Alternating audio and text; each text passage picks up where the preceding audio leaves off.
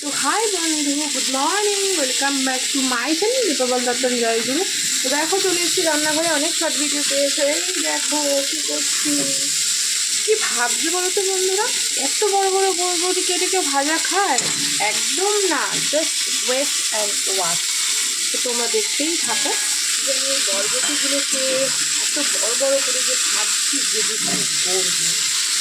তো চলো এটা ভাজা হোক, আবার ফিরে আসি। বন্ধু টান টানান, তো দেখো বরবটি ভাজা পুরো মাখন হয়ে গেছে, মাখন। তো এইটার জন্যই তখন ভাজছিলাম, তো দেখতে পাচ্ছ। তো চলো এই মাখনটা দিয়ে কি করব তো তোমাদের সাথে শেয়ার করি। তো এই দেখো আমি এটাই করতে করতে দেখো পেঁয়াজ ভাজা হয়ে গেছে, কালো জিরে আর পেঁয়াজ ভাজা। আর এখানে কিন্তু শুকনো লঙ্কা এমনি তেলে করে নিয়েছি। তো চলো, তো এই ভাজার তেলে এই মাখন, বরবটি মাখনটা দিয়ে দেবো। এটা দিয়ে দিয়েছি, এইবারে এই লঙ্কার এটা দিয়ে দেবো, জাস্ট ফাটাফাটি হবে। এটাই ছিল বরবটি ভাজার আসল ব্যাপারটা।